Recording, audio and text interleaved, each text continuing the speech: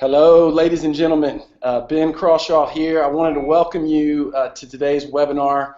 So grateful that you guys have taken time, as I always say, out of your busy schedules to just be with us, to be at this training with us. I think what we're talking about today is a really, really important subject, so I hope you can hang in there. We'll be together for about an hour, maybe a little bit under an hour, and just hope that today's just helpful content for you and what you're doing. Now, first things first, I want to introduce you to Haley. Haley's going to be working in the chat stream and sharing some of your questions. Haley, you there? Yep, I'm here, Ben. Yes, and Haley is how many months pregnant? About 8 months pregnant right now. Yes, and Haley's about to have her first child, which is awesome. So here's what I would love for you guys to do, just to let us know how you're doing and what's going on. Jump in the chat stream and tell us how old your oldest child is. All right? Tell us how old your oldest child is, and that will just let us know that you're with us. The chat stream is good. You can see everything. You can hear everything, and that will also let us know how old your oldest kid is. Okay. So some of you don't have kids. That's fine. You can just say 0, right? Haley, you can say 8 months. So that's awesome. And yeah. So Haley is she's going to be reading some of the questions that you guys type in that chat stream along the way. Our team's going to try to get in there and answer as many questions as we can, and then, depending on how much time we have, Haley's going to read some of those questions out loud so that we can talk about those things. Again, we want this to be a dialogue, not a monologue. We want you guys to be able to, talk and answer each other's questions in the chat stream. I love it with, church leaders are working with and learning from other church leaders. It's awesome. So, Haley, anybody jump in the chat stream yet? Yeah, it looks like we've got a lot of people on so far. We've got Scott, Tyson, Terry, Cameron. So how old is Tyson's oldest child? Let's see, Tyson's oldest child is 6 years old. Awesome. My oldest is 7, so pretty close there, Tyson. That's awesome. Yeah, if anyone has any great parenting advice for a first-time parent, I'm always looking for some good advice here. Yes, or name ideas, unless, Haley, you guys already have that all figured out. First name is chosen, but the middle name's still up for grabs. So. Yeah, so maybe you can tell us your oldest child's name in the chat stream, and then Haley can use one of those as a middle name. All right? See, yeah. Bring it all full circle here. So again, if you're just jumping in, you're just joining us, and you're like, man, what is going on? You're new to the whole Rocket TV webinar thing. Yeah, we do this frequently when we have trainings. We set them up to be free, which is why we're going digitally. We do it online, which I know sometimes technology can be a great thing. Sometimes it can be frustrating. If you're having any trouble seeing or hearing, you could try refreshing your browser. You may have, a poor internet connection. Things seem to be pretty well, doing pretty well technologically on our end for right now. So there may be an issue on your end if you're having technical difficulties, but hopefully you're not. And again, today as we talk, you have questions, type them in the chat stream. If you see a question someone else asked and you feel like you have a good answer or you have some experiences, by no means do we consider ourselves the expert who knows everything. The reason the Rocket Company exists is because of leaders like you. We just learn from as many leaders as we can. We try to be thought collectors and just learn from what churches are doing, not just around the country, but around the world. So, Haley, any other name ideas you get from the chat stream? Let's see. I've got Bland says that he has Tucker Christian, which I like a lot. That's a cute name. We're having a boy, so I'm scoping out the boy names here. Gotcha. Let's see. Suzanne says Evan, which is a good one. Yep. Let's see. I'm actually getting a lot of good book advice here. Some books that I need to read. So I guess I need to step up my reading game here in the next month or so. You have about 1 month to read about 25 books. So learn everything I need to know, right? Good luck to you on that. So, guys, we're going to jump in to this webinar. I want to be respectful of your time, and I know you guys are busy. There'll be some people that probably join us later. They show up late. That's fine. They can jump in with us. And so I'm going to move to webinar slides so that you guys can track along. And Haley, I'm not sure, we may be sending those slides out later in case some of you missed some points or you weren't able to take notes on some stuff. And then again, you can jump in the chat stream, and sometimes people are able to help you if you missed a point, because I have a tendency to talk kind of fast, and I'm sorry about that. I try to work on it, but I don't do a very good job. So I'm going to switch here to my slides. So Haley, you just let me know when they show up and if it looks clear and you can see it and everything's working right. Yeah, we're good to go. Okay, so again, appreciate your time. Feel free to jump in the chat stream. Thank you for joining us for this Rocket TV webinar. And today we are going to talk about how to move volunteers from helpers to leaders. And I remember, there was a time when I would talk to, recruiting volunteers or training volunteers, and I would say, you're not helpers, you're pastors. You are partners. You are leaders. And, everyone would nod their head and, it sounds nice, but, few people would really, really believe it, really would see this as just a great responsibility, an awesome responsibility, even a calling. Even if they're just volunteering, God has them in that role for a purpose, and that's a leadership role. And I love the idea of church staff members not thinking of being like a ladder where we're above volunteers, but church staff is below the volunteers. We're serving them as they serve people in different environments. And I would just tell people, man, you're leaders. You have small group leaders who are leading teenagers. You are a pastor to them. You're one of the people that they look up to with spiritual leadership and authority. And man, if you're a Christian, God has called you to lead. And it may not mean that means, it's going to be your full-time vocation to be in ministry as a professional, Christian or whatever. But God has called you to lead. That's part of the life that you are moving towards as someone who's put the trust of your heart, the belief of your heart in Jesus Christ. And that's really what we want. We want volunteers to really begin to understand the mantle of leadership that comes with volunteering. Now, I think that this is really about developing a stronger staff as well without spending more budget. So all the stuff that it does in the heart of a volunteer when they begin to take on the mantle of leadership, that's incredible. From your church standpoint, this really is about a staff, building a staff or people who are functioning as a staff without spending more budget. Now, a quick little story here. I'll be very quick.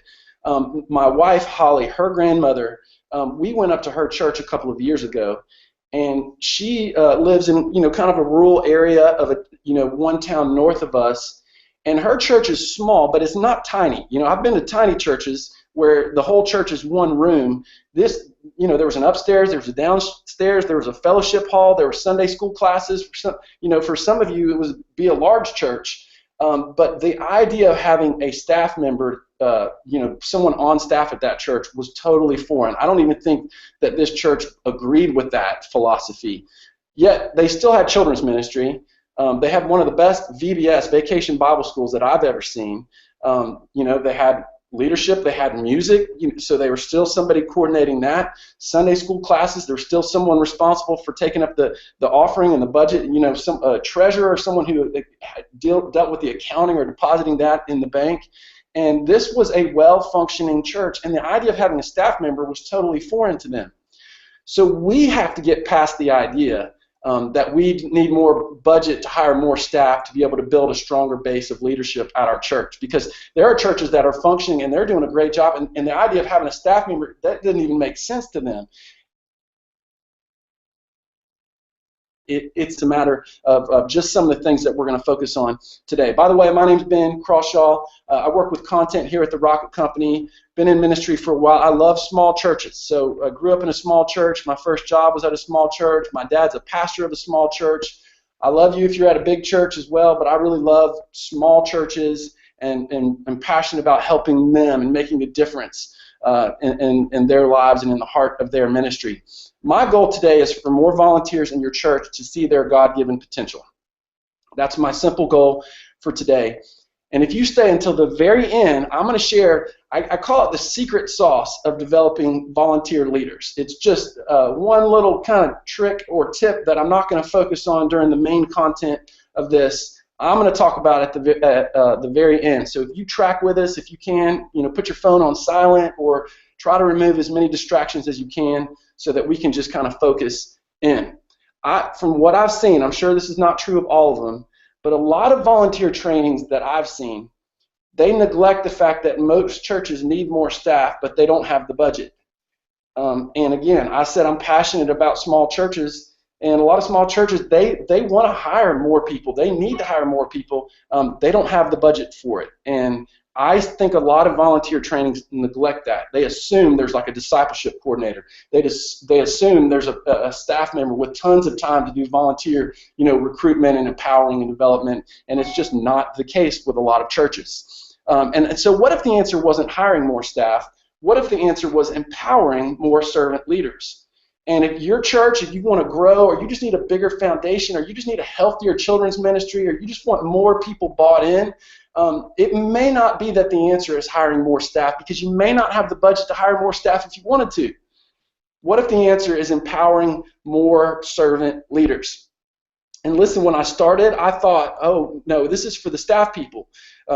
Staff people need to do the ministry work, because church staff members are expected to do a lot. Again, we're the professional Christians. We're the ones getting paid to follow Jesus and, be in ministry.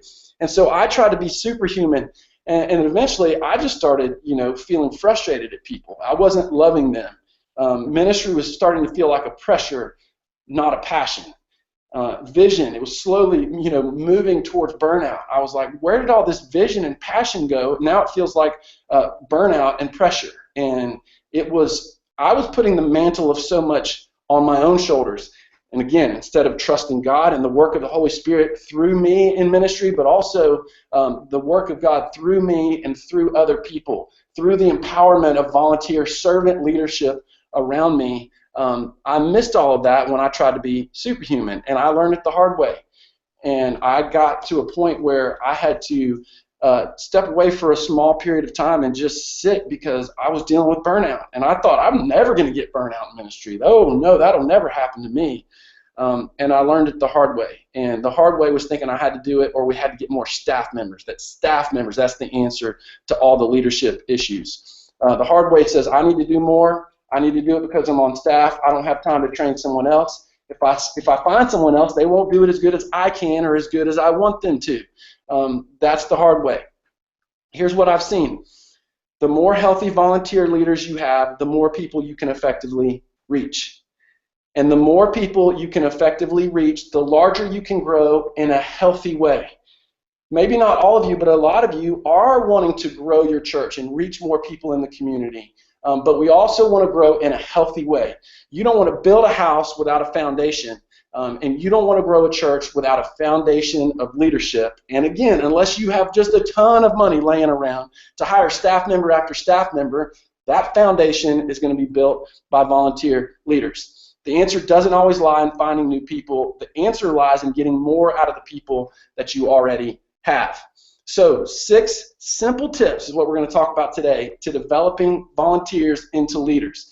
And about halfway through, Haley and I were going to discuss some of the questions that you guys are typing in the chat stream, and then we'll jump back in and we'll get to some Q&A again later. Now, here are the 6 tips. We're going to talk about these: train, gamble, support, evaluate, ask, and appreciate. Okay, you don't need to write these down now, because these are the 6 tips that we're coming back to.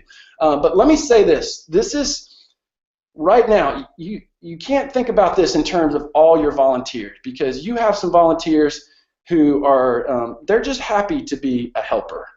Maybe there's just a ton going on in their personal life, and although you do want them to see the vision and the mantle of leadership that comes with being a volunteer, the idea of really developing them into a key leader that could almost represent the bigger foundation of your church and another staff member, they would almost function in that role, moving with that type of leadership. This is not going to be everybody, but there are some volunteers, and you could probably think of them in your head right now, where you find yourself looking at them saying, you know what, they have a ton of potential. And it doesn't matter age, but I'll just use, some younger volunteers as an example. 18, 19-year-old, volunteers, people who are going to the local community college, or maybe they're not going to college, they're kind of hanging around town, but they've latched on at your church, they've really gotten plugged in, and you look at them and say, man, they have a ton of potential. The church I go to now, there was a boy, when he was in high school, Joseph, he was very quiet, very shy, very introverted. He was homeschooled, didn't like going to our student ministry, didn't like crowds, but he loved, working on the sound booth.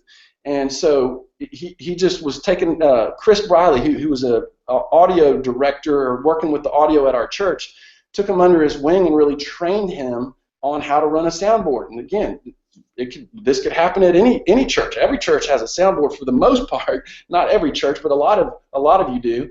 And over time, started realizing, man, this guy has a lot of potential when it comes to working with audio. And so now this is what this guy does. He's 23, 24, and he travels around with different Christian bands, worship artists, and he does audio. So this is not just about people who stand up and speak. This is not just about people who are missionaries or can sing and lead people in worship. There are a ton of roles and responsibilities. You think about social media. You think about website ministry, coordinating games for kids or outreach events for kids, and student ministry, and stewardship, people who are great business people, great with the finance team, on and on. The volunteers that you look at and say they have a ton of potential, or the ones where you say, I wish more volunteers would follow his or her lead. Like, man, I wish more volunteers would do that. We're talking about those people. Or the volunteers where you say, if I had the budget, I'd hire them right now. Or man, if just a couple more months, I think if I had the budget, I would hire them because they're awesome. We're talking about those people who don't see themselves as leaders, but they already are leaders, and you want to empower them to move more and function more in that role. So the 6 tips that we're going to talk about, number 1 is to train them. And I know this seems very simplistic, this seems very obvious, but people want a scoreboard. People want to know what the expectations are. What is a win? What do you expect of me? We've all done things or, been in situations where we got no feedback and we didn't know if it was a win or not. I've traveled and spoken a lot, and it's not that I need affirmation from, pastors or student pastors who have me come in to communicate, but I want to serve that church, and I want it to be a win for them. And so a lot of times you don't hear anything or you don't know what the win is. It's kind of like, well, I don't know. I hope that was effective. I hope God worked through me, but I'd like to know. I'd love some feedback on, or if I come back again, how can I do a better job? People just want a scoreboard. They want to know what's a win when it comes to their involvement. And so you want to train them. Don't expect volunteers to be mind readers. Don't expect them to just instinctively understand what's supposed to happen. Again, especially some parents that have become Christians in the last couple years of their life, or people that didn't grow up in church and are now in church as adults. There's a lot, for us church staff people, there's a lot that's just ingrained in our subconscious we don't even think about, that is not second nature to them. And so you want to train them. You want to help them see what a win looks like, and you want to help them understand, really, hey, this is what we want out of you in this situation, in this volunteer situation. Here's the way I like to say it sometimes. I'll say this to a volunteer: I'm so grateful for your time. I'm always grateful for your energy.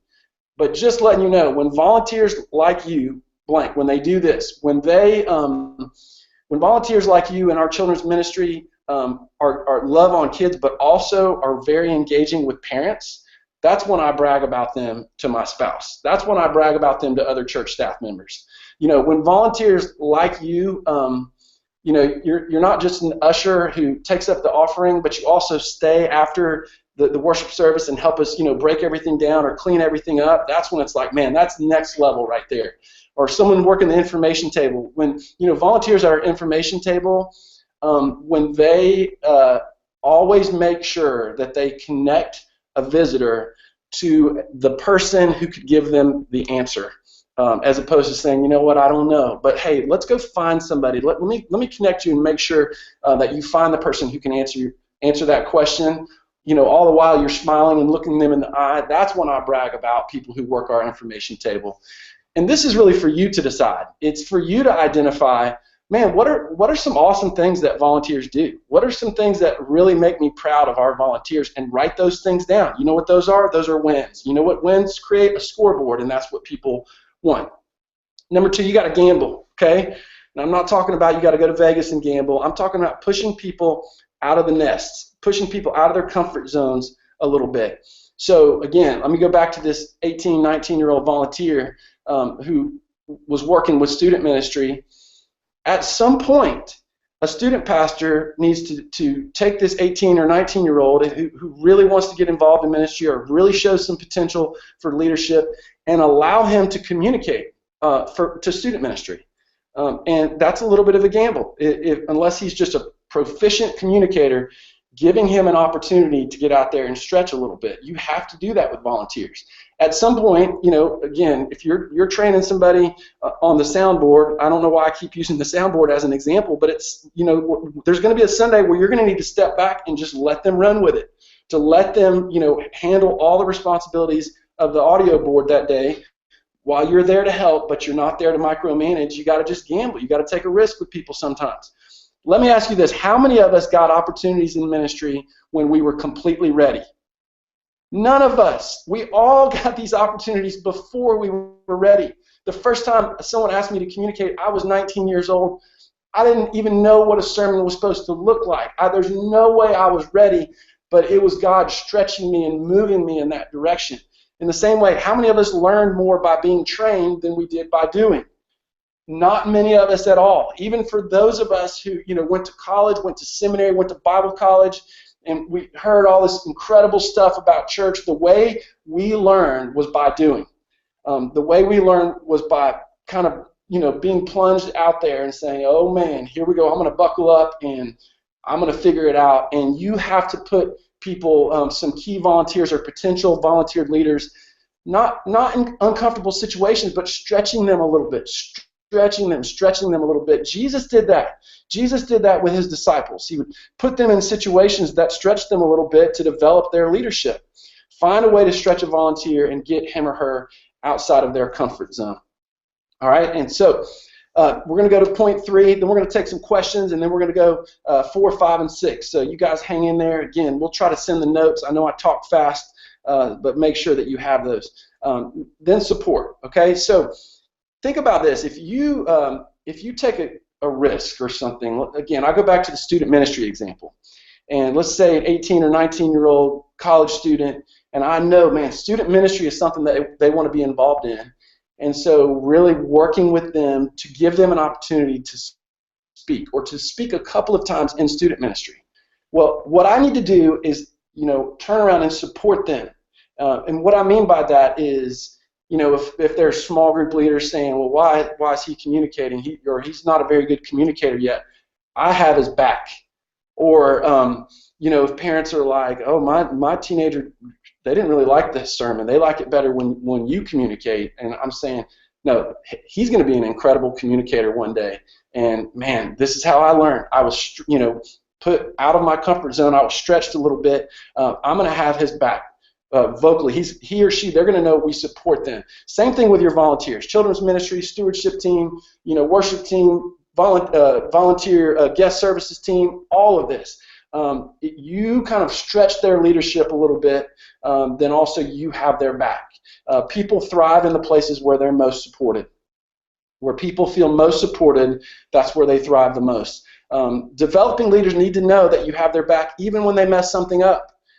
The parking team, let's say someone directs people the wrong way and you find yourself with a little bit of a traffic jam in your parking lot, that you don't reprimand or scold. Like you just they know, hey, it's all right, man. I understand. Like it happens. I think you're doing a great job.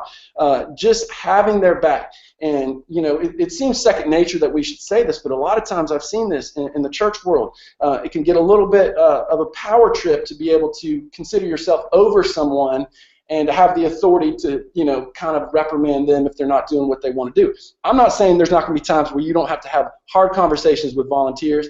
I'm just saying when you develop leaders and you stretch them a little bit, you have to turn around and support them and have their back. And I tell, again, younger volunteers or developing, community people older who are volunteers, I say, you're way ahead of where I was at your stage or at your age. I think you're doing great.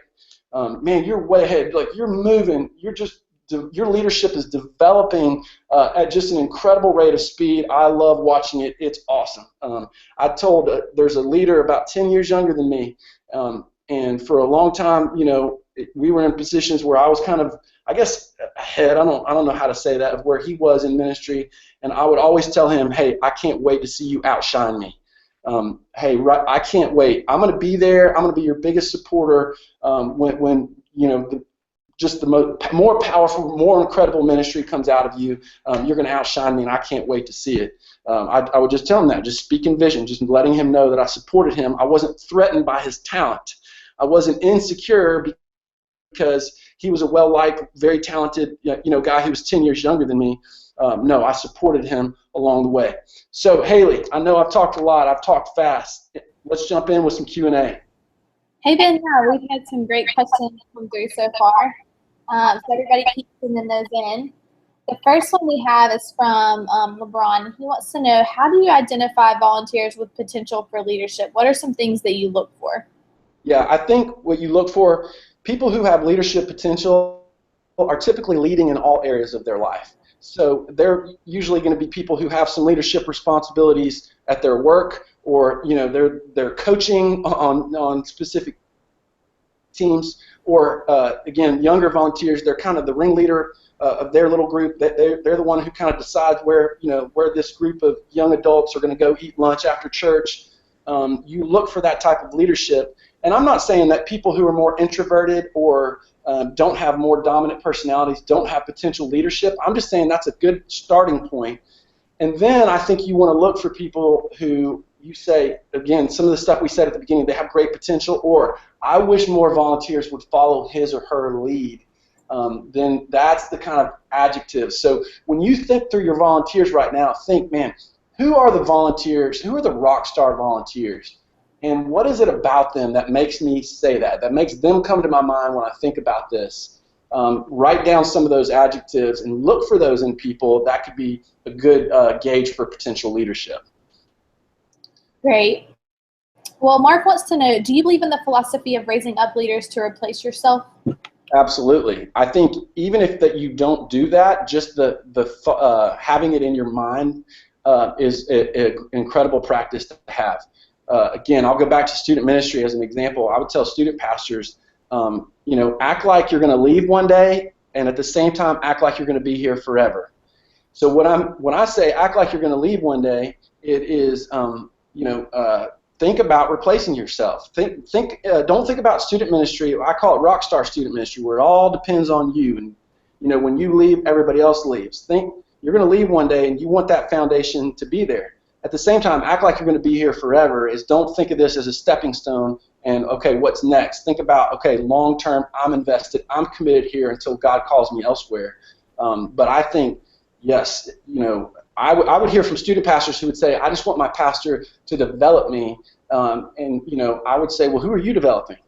Who are you investing in? Well, he's just 18. He's well, that's when I started. I was 18. And so that's the time when they need someone to invest in them, and that's you. Even though you're 24, he's 19, start investing. So that's a great question. Okay, well, this is a question from Kenneth. He says, our issue is the recruitment aspect. How do we make the first step to attracting volunteers to our different ministry areas? Yeah, and that's a great question. And I mean, unfortunately, that is a whole other webinar for another time. I think the short answer right now is just to make a list of specifically where you need more volunteers, and then start making a list of potential recruits. So if you're a college football coach, you're thinking about high school students that you want to start recruiting, you start putting names on a board, and you start thinking about positions that need to be filled. That's a good way to start as well. And then your main service, you want to cast vision on being a volunteer as a servant leader. Don't give dry information, cast vision. Go after the heart and emotions. Don't go after schedules and to-do lists when you make that request of people. And then continue to appreciate the people who are currently volunteering and make it an irresistible thing. Wow, they treat their volunteers so well, I think I might just have to be a volunteer. Again, we could talk about that for 2 hours, but I just wanted to throw some quick answers at you. And look for some webinars from the Rocket Company down the road that we're going to talk about specific issues like that. It's a great question. Great. Well, one more for now, Ben, and then we'll have another Q&A time in a few minutes. But let's see, there are some people who used to volunteer at our church, but something happened that caused them to leave the church. And now they've come back, but they're kind of gun shy to volunteer and really get involved. How would you get people like that involved again? Yeah, I don't think you want to, I understand that. I understand your side of it and their side of it. And I think just to start off with, just relationships, just focusing on the relationship, not necessarily asking anything out of them, and then planting little seeds. I even do it in a joking way sometimes. Just, if I have the relational leverage with people and I'm like, man, I'm counting down the days till, you come back to volunteer again. I'm going to be here, arms wide open, waiting for you. Just planting little seeds and not being pushy with people, not putting pressure on them, just investing and loving on them relationally, and then planting little seeds. And then when you feel like the time is right, then you just make a specific invitation to them. Those are great questions. Again, keep dropping them in there. We love making this a conversation and not just a one-sided teaching or training. We're going to keep moving here. We're going to talk about number 4, which is evaluate. Once you've invested relationally, you can guide professionally. So part of recognizing volunteer leaders and then wanting to stretch them a little bit, but make sure that they're supported. And then getting to a point where you can give people some feedback. You can, again, in my example, where I could literally give some feedback to an 18 or 19-year-old on their communication, some things that they can do to get better. But there has to be relational trust there in order for me able to say that, and some professional respect as well. So, which I assume that anyone who you see as a potential leader, there's going to be mutual respect professionally. That's ideal. And so you have that, and then the relationship is there. Then you can guide professionally. And I'll go back to the example with Joseph, who was on the audio board with Chris. Chris spent a lot of time with him, not just on the the soundboard, but also relationally. Most of it happened around the soundboard because that's where they were both comfortable. But built a relationship, understood what Joseph could do and wanted to do, and then had the we call it the change in his pocket, the relational leverage to be able to really guide him on what he's doing. And again, I think people want feedback, and I think people want to know what they can do to improve, even as hard as it is to hear sometimes. The truth will set people free, but you may need to sandwich it between compliments. You may need to do a great job of recognizing everything that they did well, and then giving them one thing that they can work on. Don't bombard them with the things they can work on. People are really going to work on one thing at a time. And if you say 5 positives and you say 1 negative, they're going to know the negative. They'll remember that, but that will be the one thing that they work on, and they can make improvements from there. I loved it when I started getting honest evaluation on communicating. And there were 2 guys, and I knew I could trust them. I trusted what they said, and I would just have to drop my pride and just say, all right, give it to me. Tell me what I didn't see and didn't feel when I was up there communicating. And it could be a little painful at times, but it was such a great process for me. I'm so grateful I did that. And, I'd say, after I compliment, after I say all the things they did well, here's one thing I've noticed that I think you can work on. It's nothing major. In fact, I think you're going to make quick improvements in this area. In fact, I think that this is going to be something that you're going to be able to recognize and change quickly. And usually when we first start, like with a communicator or a worship leader, when they're just getting started, I do pick something that I know that they can easily and quickly change, because then they feel like, oh, they've accomplished something.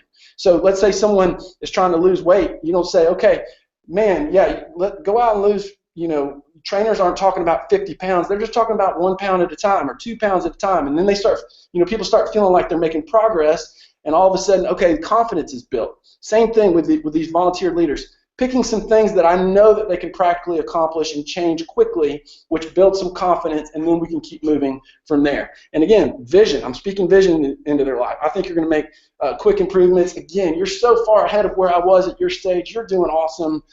It's encouragement. People love to be encouraged. And then ask. This is a big deal. And so I want to make sure if you're kind of zoning out or falling asleep, you wake up for this, and then you can go back to sleep. Former boss of mine, Kevin Ragsdale, who's my boss at North Point Community Church. said this to me one time. He said, the number one way to make people feel valued is to ask their opinion. And at the time, I was kind of paying attention, kind of not paying attention, and I've never forgotten that. Because what I did was I tracked back through my relationship with Kevin when I worked at another church, and then when I started working with him at North Point, and remembered the times where he had called and asked for my advice. And just remembered the way it made me feel like, oh, I have a say-so. Oh, well, he values what I say. He sees, he sees something in me. Here's the other thing, is that when you get people strategically thinking, you get them leading, because that's exactly what happened with him. As he asked me my advice on stuff, I started thinking through answers. I started thinking through what I would say as my advice, and it got me strategically thinking, which is leadership.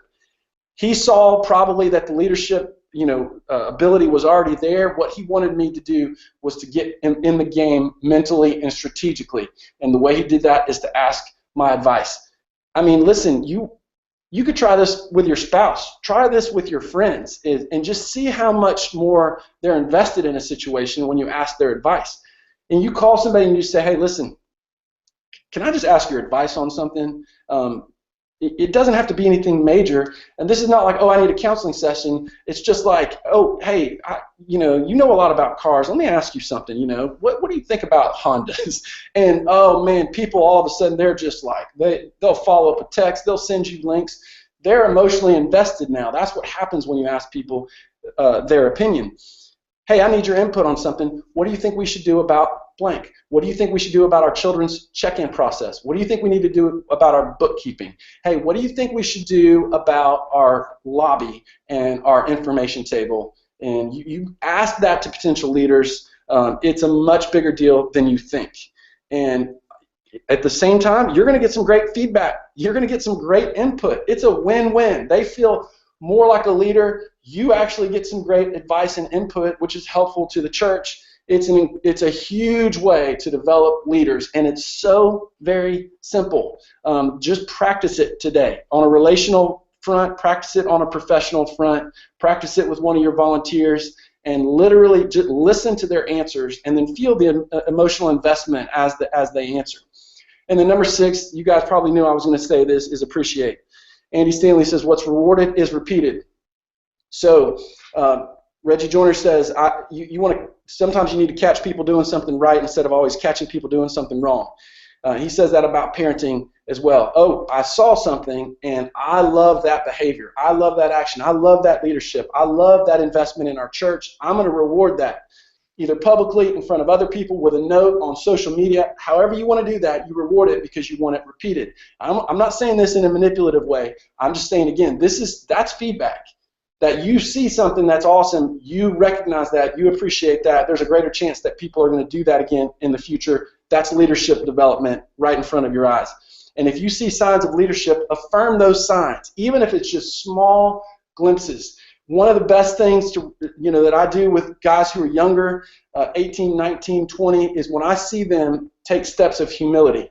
I always want to affirm that, because that's leadership. We used to have, once a month we would have lunch after church. And when I would see a volunteer wait until everybody went through the line and then they eat, oh man, I would say, hey, I saw that, and that's leadership. And that's you model some great leadership right there. Because what great leaders do is they eat last. They don't, go through the line because they're hungry. They set aside their emotions. They serve other people by allowing them to eat, and then they go through the line. Affirm that. Affirm that. Always make sure you do that. Again, it's what I just said. It's more than just good manners. It's vision casting. You're casting a vision into their lives. So, Haley, I'll throw it back to you with some questions. What you got? All right. This is one, Kenneth. He asked, how would you transition someone helping in this area, but you thought there might be a better fit in another area of ministry? Yeah, so how do you transition them from one ministry area to another is, again, I think you just communicate it to them, and you don't communicate anything negative or anything personal about them. You speak on behalf of behavior, and you say, hey, I noticed that you're great at systems and management, you're great at money management, you're great at these things. I would love to utilize those strengths and talents on our finance stewardship team. And so I know you're committed here, and so it would require you stepping away from that. But we need you, and would love to have you on our stewardship team. Would you consider making that transition and let me know within the next couple of days? They may say no. They may say, I'll think about it, and you just let them know, hey, I'll follow up with you in a couple of days and just see where you're at. But again, you're so great with money. We need someone with those those skills and abilities on our finance stewardship team. And I, appreciate and love and respect your time, and I'm so grateful for what you do for our church either way. But I would love for you to help us in that area. So just please let me know. I would focus it that way, and focus it on strengths, and focus it on the other gaps that you would love to fill, and moving it from one to the other. And then if someone's a terrible fit, in the point that it's detrimental to one area, but they would be great in another team, then you just have to have a harder conversation, which is to say, if they're a terrible fit for, like your children's ministry, you have to ask them to no longer be a children's ministry volunteer, because you're protecting the flock. And everybody has different opinions on how extreme it has to be for it to be considered dangerous, or not dangerous, but really negative for your children's ministry. But if a volunteer is just bringing it all down and very negative, very critical, or just causing problems, then you need to ask them to leave that ministry area. Now, you can present an opportunity if you think they'd be a great fit in another area, but what you've still admitted is that they're terrible for this ministry area, and that's just the hard part of leadership, is asking people to step out. But again, the one silver lining is that you would have another ministry opportunity to move them towards. So it's tough, but I think, again, as much as you can focus on positives and strengths and needs and where those talents fit, the better. Great. Well, this is a question from Keith and from Terry. So Keith asked if you have any books that you recommend going through with your leaders, and then Terry asked if there's any exercises you could do with those leaders to help develop them further. Yeah, and I did a webinar recently, and I don't know, Haley, if we have or can, or we'll do it again or send the replay, but it is about staff development. And it was some very simple exercises that help you get to the core of how people want to be developed. People typically only do what they want to do. And now there are exceptions when it comes to requirements, but this is not like going to school where you're paying money and so there's a professor and they give assignments and you have to do those to make a certain grade. When it comes to development, you really want to sit within the place where people really want to grow, or you cast vision and they agree to it.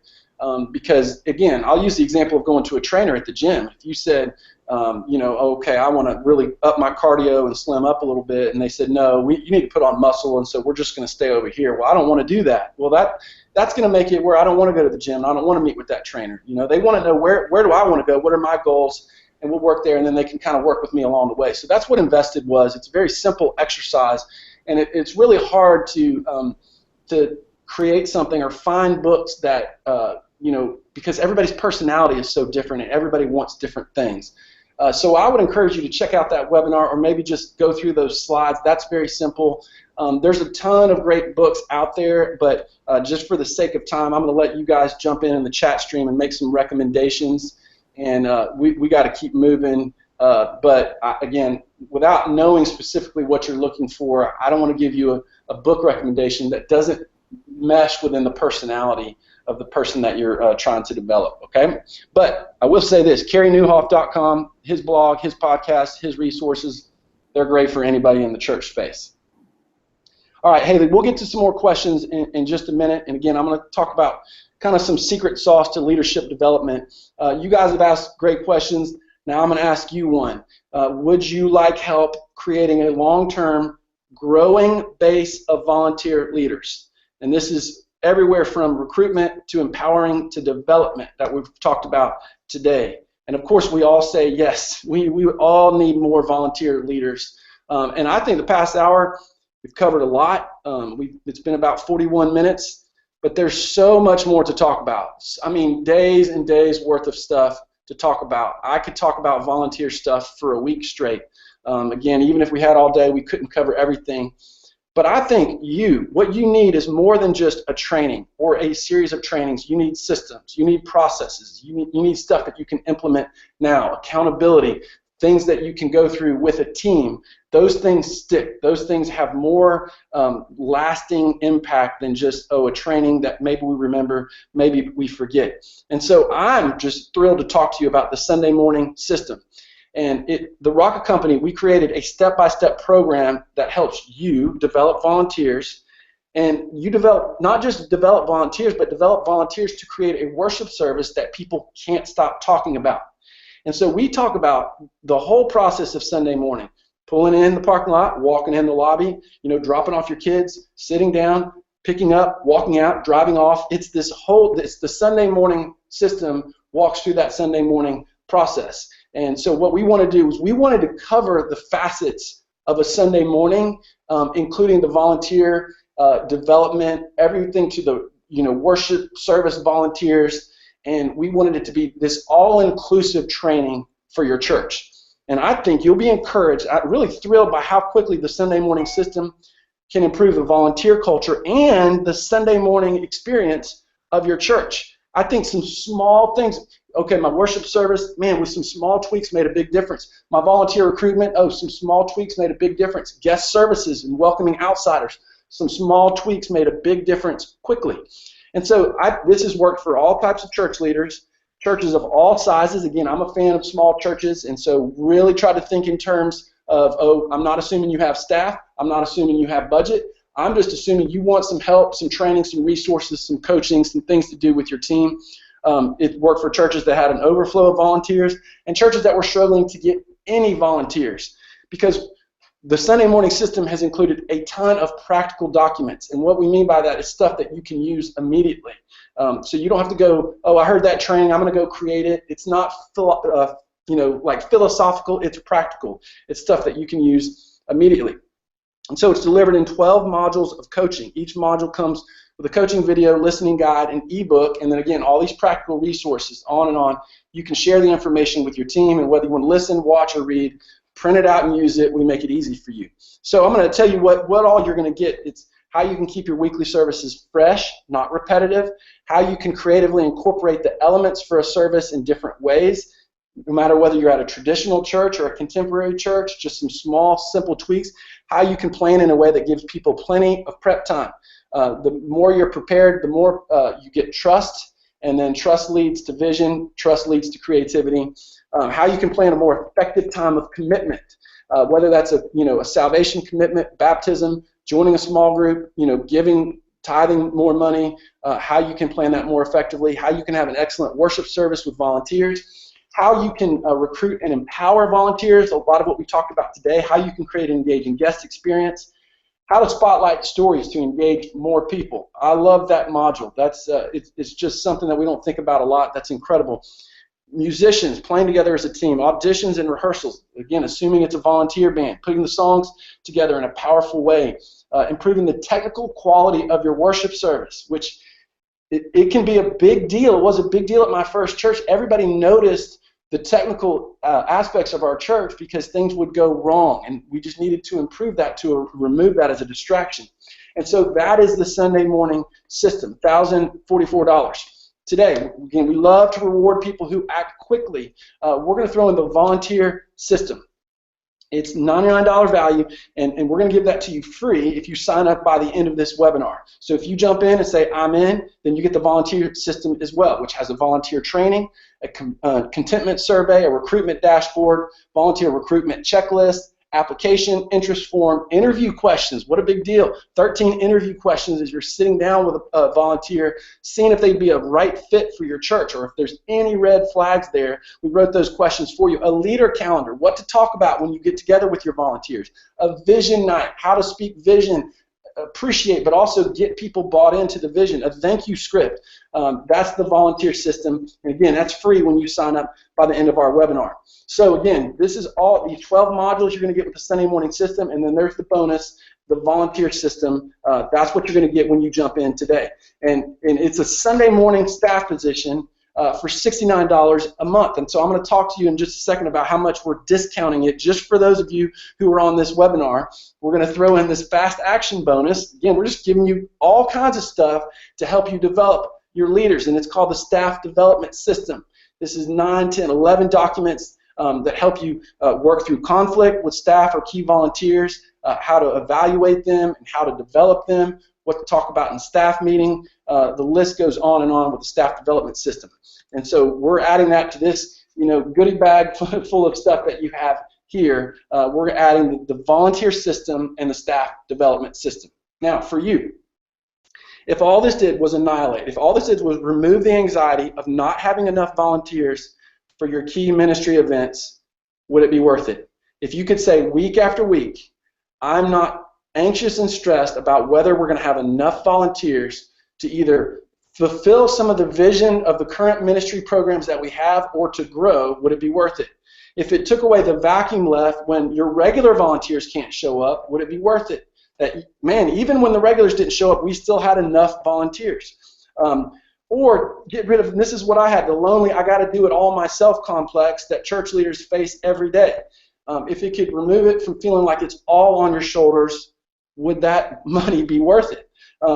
Churches with a healthy volunteer base, they grow faster, they have stronger budgets, and they develop more leaders. More volunteer leaders develop more volunteer leaders, and a bigger foundation, you can build a bigger house. And more people bought in as volunteer leaders, they tithe more. All the statistics show that. And so that's why we can say, okay, at $1,200 to remove, yes, to grow in a healthy way, to remove the anxiety, to make sure have enough people, not just people who are there, not just helpers, but pastors, partners, people who are invested. But today, $69 a month, this is 45% off. This is an in-webinar exclusive that we've said, okay, let's make it easy. I know you're not overflowing with budget, so let's say the Sunday morning system, the volunteer system, and the staff development system, all for $69 a month over 12 months, which is 45% off what it would cost when you jump in to sundaymorningsystem.com. We're going to put a link in the chat stream, and you can just click on it. It will take you there, or you can go to Control Tab or File, open a new tab. You can keep this one open, and you can type in sundaymorningsystem.com, and that'll walk you through everything you need to know. Haley, that's right. sundaymorningsystem.com is what they type in. Is that correct? Yep, that's correct. So you just open another tab, you type that in, and it'll walk you through exactly what you need to do to get this in webinar exclusive. So we say, hey, we want your leadership to develop, your volunteer leadership to develop, staff development, and the whole Sunday morning experience, all of that 45% off just until 3 o'clock, till the end of this webinar, 3 o'clock Eastern. Now, I told you that I would talk at the end about the secret sauce of developing volunteer leaders. Then we'll take some more questions. And here's what I've seen. It took me a while to notice this, that you need to let your volunteers be developed by great volunteers. And when I noticed this was a couple years ago when we were having regular volunteer meetings with our small group leaders in student ministry. And then we started having something called best practices, which would be either some of our key volunteer leaders or everybody, or we'd split them up. We had a lot of volunteer small group leaders in our student ministry because North Point's a big church, but and all they would do is share, hey, what's something that's really worked for you recently? What's something that you've learned when it comes to parents? What is something that has helped you connect with students who are shy? What is something that's been a helpful practice for you when it comes to conflict within the teenagers in your small group, or a disruptive student who's making it miserable for everybody else? And these volunteers would just share with each other, well, here's something I did the other day, and it actually worked with freshman guys. I actually got them to talk a little bit.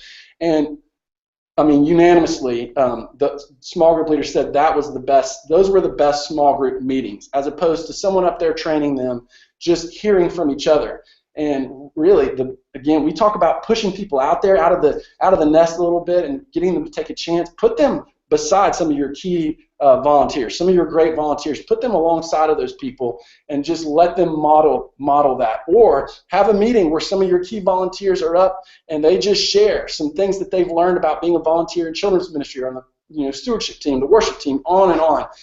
Volunteers are going to learn really quickly from other volunteers because they understand them and they've been through the process on their side of it, not on your side of it. So I hope that's a helpful little tip for you. That's one of the things that I've learned. Now, we'll go to Q&A in a second, but I want to make sure that you're clear about all of this. These 12 modules, the Sunday morning system and the volunteer system, we're throwing that in, the staff development system, and all of that, 45% off. It's $69 a month. We'll put a link in the chat stream, or you can open up a new tab and you can type in sundaymorningsystem.com, and it will walk you through what you need to do to move on this before this webinar is over, before I stop talking. For question. All right, Barbara wants to know, how do you deal with those super volunteers that they want to do everything and don't want to allow others to do the work? Yeah, that's a tough one. If you didn't hear the question, it's the super volunteers who want to do everything and they don't want to give up. Yeah, I think I've seen that a lot, and there's been some times where I've handled that well and times where I haven't. But what I've realized with a lot of those people is they like being on the inside. And so I just call them and have conversations with them on the phone and say, here's what I'm trying to do. I'm trying to develop so-and-so, and I think I would love for them to have some opportunities in some of the areas where you're working. Will you help me? And will you help me by showing them how and then allowing them to kind of learn